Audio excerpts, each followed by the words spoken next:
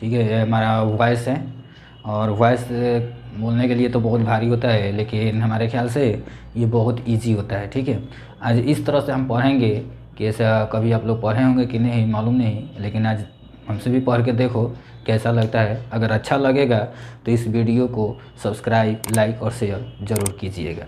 ठीक है, हमें इसमें कुछ नहीं करना है। सबसे पहले देखते हैं कि हमारे यहाँ पे बोर्ड पे लिखा हुआ है, हमारे बोर्ड पे लिखा हुआ है वॉइस। ठीक है, वॉइस, वॉइस का मतलब वॉच होता है। ठीक है, वॉइस जो है, वॉइस दो तरह का होता है। वॉइस कितने तरह का होता है? दो तरह का होता है। एक होता है एक्टिव वॉइस और दूसरा होता है पैसिव वॉइस। क्या होता है? एक होता है एक्टिव वॉइस और दूसरा होता है पैसिव वॉइस। ठीक है, एक्टिव वॉइस और पैसिव वॉइस बनाना है, दूसरा कुछ नहीं करना है। इसमें रूल हमारा बस जो लिखा हुआ है यहाँ पे लिखा हुआ है, इससे ज़्यादा हमारा कोई सा रूल नहीं होता है। पहला होता है रूल नंबर 1, सब्जेक्ट को ऑब्जेक्ट बना देना है और ऑब्जेक्ट को सब्जेक्ट बना देना है। ठीक है, जैसे यहाँ पे लिखा हुआ है सब्जेक्ट हमारा है I, we, you, they, he, she, it. ठीक है, इसी को हमको क्या करना है? ऑब्जेक्ट बना देना है। तो चलो देखते हैं कैसे बनता है ऑब्जेक्ट। आई का ऑब्जेक्ट क्या होता है? आई का ऑब्जेक्ट हमारा मी होता है। वी का ऑब्जेक्ट क्या होता है? वी का ऑब्जेक्ट ऑस होता है। ओके, यू का ऑब्जेक्ट क्या होता है? यू का ऑब्जेक्ट यू ही होता है। दे का ऑब्जेक्ट क्या होता है? दे का ऑब्जेक्ट देम होता है। ही का ऑब्जेक्ट हिम होता है। ही का ऑब्जेक्ट हिम होता है। सी का ऑब्जेक्ट हर होता है। इट का ऑब्जेक्ट ईट होता है। ईट का ऑब्जेक्ट ईट होता है। पहला नियम हमारा यही कहता है कि अगर हमको एक्टिव से पैसिव बनाना होगा तो करना क्या है? सबसे पहले हमको आई को सब्जेक्ट को ऑब्जेक्ट में बदलना है और ऑब्जेक्ट को सब्जेक्ट में बदलना है। पहला नियम हमारा यही बोलता है। दूसरा नियम हमारा बोलता है वी को क्या कर दूसरा नियम हमारा बोलता है use helping verb according to object, यानी जब भी हमको पैसिव बनाना होगा तो उसमें हमको हेल्पिंग वर्ब देना होता है और हेल्पिंग वर्ब हमारा कब होता है? ऑब्जेक्ट के अनुसार ही हेल्पिंग वर्ब देना है। ओके, चलो नेक्स्ट हमारा है रूल नंबर 3 बोल रहा है कि कोई सा भी वर्ब हो, चाहे हमारा 5 गो फॉर्म होता है ना, first form, second form, third form, fourth form, fifth form, चाहे कोई सा भी फॉर्म हो, जब हम पैसिव बनाते हैं तो पैसिव में हमको केवल वर्ब का थर्ड फॉर्म ही यूज करना है, उसके अलावा कोई यूज नहीं करना है। ओके, चलो, और चौथा इसके बाद वर्ब 3 के बाद जस्ट बाद हमको क्या यूज कर देना है? बाय यूज कर देना है। ओके, इसके बाद हमारा कोई सा रूल नहीं हो। तो बस इतना ही हमको रूल याद रखना है। इतने ही रूल से हमारा टोटल क्या हो जाएगा? टोटल हमारा वॉइस कंप्लीट हो जाएगा। ठीक है, चलो पहले इसमें हमने एग्जांपल लिखा है, 3 एग्जांपल लिखा है। तीनों एग्जांपल हमारा प्रेजेंट टेंस का है। तीनों एग्जांपल कहाँ का है? प्रेजेंट इंडेफिनिट, प्रेजेंट टेंस का है। पहला जो है प्रेजेंट इंडेफिनिट टेंस का है, प्रेजेंट इंडेफिनिट टेंस का है। चलो देखो, तो हमने क्या लिखा है? पहला हमारा रूल क्या बोलता है कि पहला रूल हमारा यही बोलता है कि सबसे पहले सब्जेक्ट को ऑब्जेक्ट बनाना है और ऑब्जेक्ट को सब्जेक्ट बनाना है। तो देखते हैं कि यहाँ पे हमारा सबसे पहले ये क्या है? ये हमारा सब्जेक्ट है, ये हमारा क्या है? ऑब्जेक्ट है, ये हमारा क्या है? वर्ब है। अगर हम तीनों पहचान लेते हैं तो हमारा आसानी से पैसिव बन जाएगा। ठीक है, तो चलो देखते हैं पैसिव किस तरह से बनता है। पैसिव बनाना है पैसिव, तो सबसे पहले हमको क्या करना है? ऑब्जेक्ट को सब्जेक्ट बनाना है। तो यू हमारा ऑब्जेक्ट है, ऑब्जेक्ट का क्या होता है? सब्जेक्ट। सब्जेक्ट क्या बनाएंगे? यू का सब्जेक्ट क्या होता है? यू होता है। लिखा गया दूसरा rule, helping verb according to object, यानी ऑब्जेक्ट के अनुसार इज एम आर देना है, यानी हेल्पिंग वर्ब देना है। तो यू है तो प्रेजेंट फॉर्म है, प्रेजेंट फॉर्म। यहाँ पे देख लेना, अगर फर्स्ट फॉर्म होगा ना तो फर्स्ट फॉर्म में हमेशा इज एम आर का यूज होता है। क्या यूज होता है? इज एम आर का यूज होता है। तो यहाँ पे अब हमारा क्या हो गया? यू है, तो यू में हमारा क्या होगा? यू के साथ क्या आता है? आर आता है, यू आर। अब देखो तो ऑब्जेक्ट के बाद इसके बाद हमको क्या करें? वर्ब के थर्ड फॉर्म लगाना है ना। वर्ब के कितना फॉर्म? थर्ड फॉर्म लगाना है। या कौन सा फॉर्म है? फर्स्ट फॉर्म है, तो फर्स्ट फॉर्म को नहीं लगाना है। कौन सा फॉर्म लगाना है? थर्ड फॉर्म लगाना है। तो थर्ड फॉर्म हमारा क्या होता है? टीच का टॉट होता है, TAUGHT टॉट। इसके बाद देखो तो थर्ड फॉर्म के बाद क्या है? बाई है, तो बाई हम लगा देंगे। ओके, और उसके बाद हमको सब्जेक्ट को क्या कर देना है? ऑब्जेक्ट बना देना है। तो आई का ऑब्जेक्ट क्या होता है? मी होता है। पहला हमारा क्लियर हो गया। अगर इसमें कोई डाउट हो तो बता सकते हो, बोल सकते हो। ओके, कोई दिक्कत नहीं है। नेक्स्ट हमारा क्वेश्चन है प्रेजेंट कंटिन्यूअस टेंस का। इसमें ऑलरेडी इज एम आर लगा हुआ है, फिर भी हमको ऑब्जेक्ट के अनुसार इज एम आर का यूज करना ही है। तो चलो इसका पैसिव हम कैसे बनाते हैं? इसका पैसिव हम बनाते हैं सबसे पहले यू, ये हमारा ऑब्जेक्ट है, ये हमारा क्या है? सब्जेक्ट है, ये हमारा क्या है? मेन वर्ब है, और ये हमारा क्या है? हेल्पिंग वर्ब है। ओके, तो अब देखो यहाँ पे ऑब्जेक्ट को हम क्या बोलेंगे? पहले यू बनाएंगे, यू के बाद हमको क्या देना है? यू के बाद हमको आर देना है।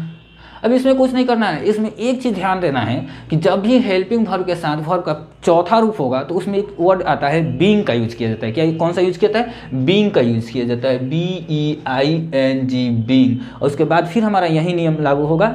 ओके, तो क्या लग जाएगा? वर्ब 3 क्या हो जाता है? टीच का टॉट, TAUGHT टॉट बाई, और फिर सब्जेक्ट का हमको क्या करना है? ऑब्जेक्ट बना देना है। क्या हो जाएगा? मी। ओके, अब नेक्स्ट हमारा तीसरा क्वेश्चन है। इसमें हमारा ये है प्रेजेंट परफेक्ट टेंस का। ओके, तो ये है हमारा सब्जेक्ट, ये है हमारा मेन वर्ब, ये है हमारा ऑब्जेक्ट। तो सबसे पहले हम ऑब्जेक्ट लिखेंगे। ऑब्जेक्ट में हमारा क्या होता है? यू होता है। ठीक है, यहाँ हैज हैव है तो हैज हैव ही देंगे। ये क्या हो जाएगा? यू के साथ हैव हो जाएगा। उसके बाद टॉट, इसमें एक चीज़ और बढ़ जाता है। अब इसमें एक चीज़ बढ़ता है, अभी जहाँ पे हैज हैव हैड के साथ अगर हमको कभी भी वर्ब 3 दिख जाए तो उसमें हमको क्या देना है? उसमें हमको एक ही चीज़ देना है। क्या देना है? तो सिर्फ हमको वर्ब का एक बीन का यूज करना है। किसका यूज करना है? बीन का यूज करना है, यानी यू हैव बीन। उसके बाद क्या हो जाएगा? वर्ब का तीसरा रूप, तो TAUGHT डॉट बाई, और आई का क्या हो जाएगा? मी। आई का क्या हो जाएगा? मी। हमारा ये अभी शुरू है, ये शुरुआत है, इसलिए मैंने इस तरह से बताया है कि सबसे पहले सब्जेक्ट को ऑब्जेक्ट बना देना है, ऑब्जेक्ट को सब्जेक्ट बना देना है। सब यहाँ पे लिखा हुआ है, आई का मी और मी का आई। ओके, उसी तरह वी का अस का वी। ओके, उसके बाद यू का यू होता है, दे का देम का दे। ओके, उस तरह हमारे उसके बाद हेल्पिंग वर्ब देना है, यानी जो भी हमारा ऑब्जेक्ट आएगा उसी के अनुसार हेल्पिंग वर्ब देना है, चाहे वो इज, एम, आर, चाहे वो आज और जो भी हो। ओके, उसके बाद हमारा कोई सा भी फॉर्म हो, हमको जब भी वर्ब 3 पैसिव बनाना है तो उसमें वर्ब 3 का यूज़ करना है। ओके, उसके बाद हमको बाई लगाना है, और बाई लगाने के बाद हमको फिर सब्जेक्ट को ऑब्जेक्ट बना देना है। ओके, ये 3 एग्जाम्पल दिया है। अगर हमको ऐसा हमको लग रहा है कि अच्छी तरह से तुम लोगों को समझ में आ चुका होगा। ठीक है, अगर अच्छा लगे तो इस वीडियो को जरूर लाइक, शेयर और सब्सक्राइब कीजिएगा। चलिए दोस्तों, आगे देखते हैं। हमने टाइप 1 लिखा है वॉइस का। ठीक है, और टाइप 1 का मतलब हो गया है इसमें हमारा प्रेजेंट। टाइप 1 में हमने 2 लिया है। एक लिया है present, PRESENT, present continuous tense, present continuous tense. और दूसरा लिया है पास्ट कॉन्टिन्यूअस टेंस।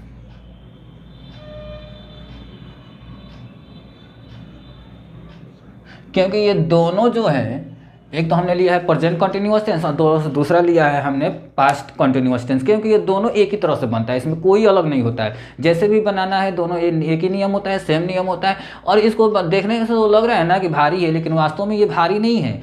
1 सेकेंड में इसका आंसर निकलेगा। क्यों? यकीन नहीं है? क्या बात करते हो यार, एक बार देखो तो कैसे बनता है। इसमें एकदम देख के आंसर मार सकते हो, अगर थोड़ा सा अपना माइंड का यूज़ कर लोगे तो। यकीन नहीं है? क्या बात करते हो यार, करके देखो। 4 नियम है, 4 नियम में तुम लोग का पूरा वॉइस खत्म कर देंगे हम। इस तरह से पढ़ लोगे ना, एक बार पढ़ोगे ना, फिर दोबारा पढ़ने की ज़रूरत नहीं पड़ेगी। यकीन नहीं है? क्या बात कर रहे हैं यार, देखो कैसे बनता है। मैंने बोला ना, मान लो कि या तो ये जादू है या तो फिर पढ़ाई का कमाल है। बस एक वर्ड खोज लो, इसमें एक वर्ड तुम्हारा आंसर बताएगा। चाहे तुम कंपटीशन की तैयारी करते हो तो, या इंटर में पढ़ रहे हो तो, या मैट्रिक में पढ़ रहे हो तो। इंटर का एग्ज़ाम 1 तारीख से है, याद रखना। उसमें ये तुम्हारा हेल्प करेगा। वो ऐसे तुम्हारा एक भी क्वेश्चन नहीं छूटेगा, और वो ऐसे 2-3 क्वेश्चन पूछता है इंटर में। यकीन नहीं है? एग्ज़ाम देने जाना, पता चल जाएगा। मैट्रिक में भी पूछता है। अब तो सब ऑप्शनल है, हमको ना बनाना है ना कुछ है, बस एक वर्ड याद रखना है, और एक ही वर्ड में हम इसको मार देंगे, एकदम सही मार के आएंगे। हमको क्या इसका हिंदी है क्या नहीं कुछ मालूम नहीं है, सिर्फ हमको एक वर्ड चाहिए। आप कहोगे कि सर वो कौन सा वर्ड है? एकदम वर्ड है। देखो कौन सा वर्ड है, देखो। सबसे पहला चीज़ ध्यान रखना है कि वो वर्ड काम कहाँ करता है। बस इस 2 ही में वर्ड में काम करेगा। क्यों 2 में वर्ड में क्यों इस 2 टेंस में काम करेगा? क्योंकि इस दोनों टेंस में ही हेल्पिंग वर्ब के साथ इजेमार का प्रयोग होता है। हेल्पिंग वर्ब है इजेमार और वाजवर, उसके साथ वर्ब का चौथा रूप लगता है। जैसे मान लो हमारा क्वेश्चन में मिलेगा इज रहेगा, एम रहेगा। चलो इतना लिखने की जरूरत क्या है, सीधे सीधे हम लिख देते हैं हेल्पिंग वर्ब के साथ वर्ब 4 होना चाहिए। क्या होना चाहिए, हेल्पिंग वर्ब के साथ वर्ब 4 होना चाहिए, यानी हेल्पिंग वर्ब के साथ वर्ब का चौथा रूप होना चाहिए। देखो चौथा रूप है, और जहाँ चौथा रूप होगा तो आंसर में ऑप्शन अपना देखना, और आंसर में एक ही वर्ड खोजना है। कौन सा वर्ड खोजना है, एक वर्ड खोजना है। कौन सा वर्ड है, वो वर्ड है BEING, बीइंग। देखो तो तुम्हारा कितना आंसर ऑप्शन में बीइंग है, कुछ मत पढ़ो, खाली बीइंग खोजो, ये वाला वर्ड खोजो, जल्दी जल्दी खोजो।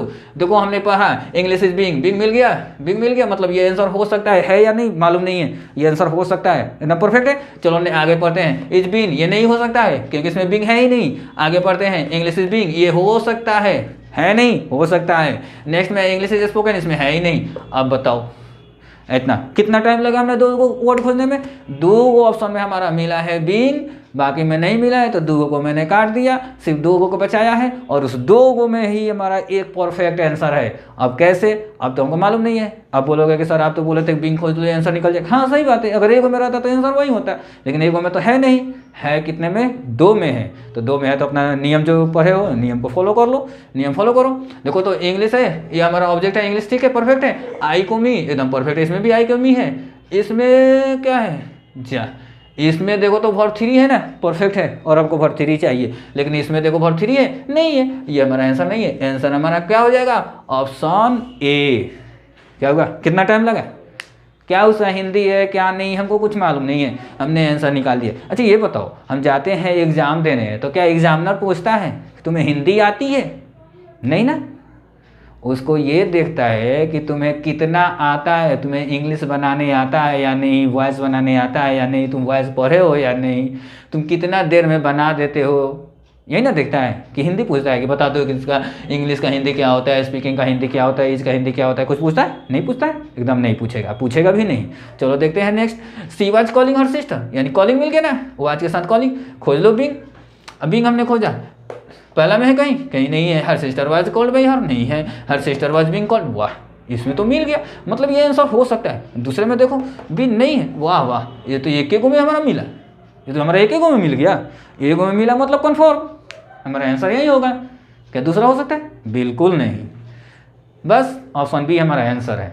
एग्जामिनर यह नहीं देखता है कि तुम्हें हिंदी आती है कि नहीं, बस हमारा आंसर परफेक्ट होना चाहिए। अब यकीन आया ना, बिल्कुल आया होगा, और समझ में भी आया होगा कि कितना अच्छा से हो रहा है। नेक्स्ट हमारा है, he is operating the mobile, वाह फिर भी इज के साथ ऑपरेटिंग आ गया, चौथा रूप आ जाएगा, हेल्पिंग वर्ब के साथ क्या आ जाएगा, ऑपरेटिंग आ गया, मतलब इसमें भी हमको बीइंग खोजना है, यही ना वर्ड खोजना है, खोजो इसमें। देखो पहला में बोल रहा था मोबाइल इज बीन, जा ये तो बीन है, मतलब ये नहीं हो सकता है। उसके बाद क्या है, द मोबाइल इज बीइंग, वाह वाह इसमें तो आ गया being. The mobile is operated by him, जा इसमें तो नहीं है तो इसको काट दो, नॉन ऑफ दीज, बस ये। अब बोलोगे कि सर हमने तो बीइंग खोज लिया, बीइंग खोज लिया तो ध्यान देना, थोड़ा सा ध्यान देने वाली बात है, ध्यान देने वाली ये बात है कि बीइंग के बाद ऑपरेटेड तो ठीक है, लेकिन बाई के बाद, जा बाई के बाद तो कुछ लिखे ही नहीं है, बाई के बाद क्या होगा, बाई के बाद यहाँ पे लिखा हुआ है ही। अब बताओ यहाँ बीइंग है और यहाँ ही है, क्या सही हो सकता है, नहीं हो सकता है, इसलिए इसका आंसर क्या होगा, इसका आंसर नॉन ऑफ दीज होगा, ये नहीं होगा, ठीक है। अब इसको बी को आंसर बनाने के लिए क्या करना पड़ेगा, इस ही के जगह पे केवल अगर हिम हो जाता तो हमारा आंसर यही होता। अब बताओ यकीन हुआ, मैंने बोला था ना कि टाइम नहीं लगेगा, एकदम सेकेंडों में निकलेगा, थोड़ा सा माइंड लगाओगे, थोड़ा सा यूज करोगे, एकदम फटाफट निकलेगा, फटाफट निकलेगा। हम क्या निकालते हैं, तुम निकालोगे, तुम लोग निकालोगे, यकीन नहीं है ना। अगर तुम लोग के पास क्वेश्चन बैंक हो, गाइड हो, गेस पेपर हो, निकाल के वॉइस देखो, बस इसको कितना टाइम तुम लोग को लग रहा है, नहीं बनता है तो फिर हम पूछो, हम बताते हैं। ओके, आशा करता हूँ पूरी अच्छी तरह से, ऐसा करता हूँ पूरा अच्छी तरह से समझ में आ गया होगा, अब कोई दिक्कत नहीं होगी।